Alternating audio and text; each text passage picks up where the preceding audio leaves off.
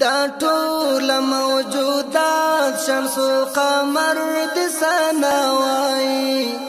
قمر د سناوي دا غرون او دختون بحر بر د سناوي بحر بر د سناوي سجدي درتا کوي د ټول زما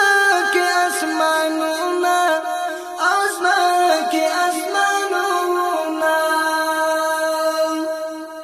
سجدي درتا کوي د ټول زما کې اسمانونه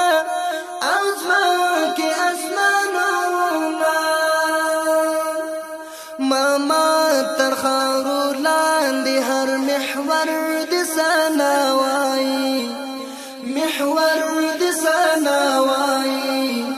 دا غرون او دختون بحر بر د سناوي بحر بر د سناوي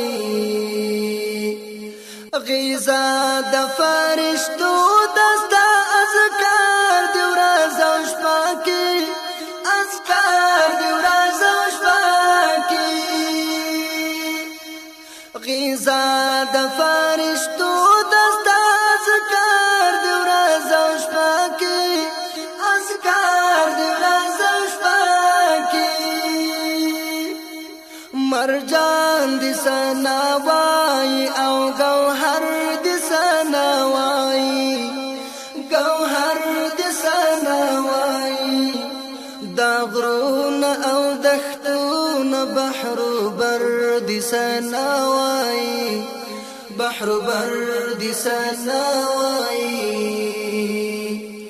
دا وړ موجودات شمس و قمر د سناوي قمر د سناوي دا غرون او دختون بحر بر د سناوي بحر بر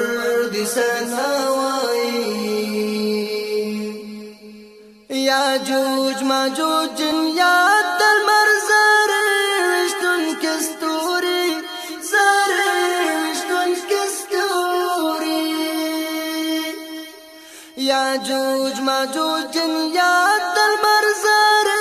وشتن کستوري زر وشتن کستوري نظام د تور شپو او سپین سحر د سناوي سحر د سناوي دا غرون او دختون بحر بر د سناوي بحر بر د سناوي دا واړه جنتون دوزخون د عرسوري دوزخون د عرسوري دا واړه جنتون دوزخون د عرسوري دوزخون د عرسوري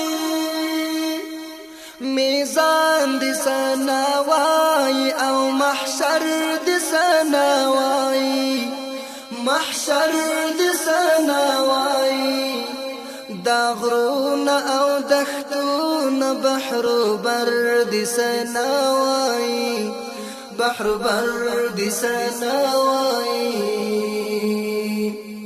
عجز احمد او ټول شاهان درځي حضور ته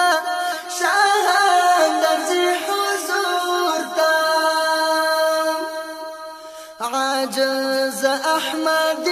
او ټول شاهان درځي حضور ته شاهان درځي حضور ته سردار د ټول عالم خیر البشر د سناوي بشر د سناوي د علم او عرفان په ډیوې مینو پتنګانو تاسو ښه پوهیږئ چې د اسلامي علومو روزنیز مرکزونه د نړیوالې شیطاني میډیا لخوا د یهودي مغربي شیطاني مکارو لشکرو له لوري تر هر اړخیزې زهرجنې تبلیغاتي اقتصادي او کلتوري یرغلونو لاندې دي. اسلامي تعلیمات تحریفوي، علمي مراکز په ترهګریز ویناګانو یادوي، ځوان نسل ګمراه کوي، د ازادۍ او دیموکراسۍ تر شعارونو لاندې فحشا ته هڅوي،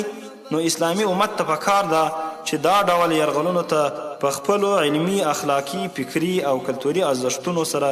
په کلکه دفاع او غاښ ماتونکی ځواب ورکړي.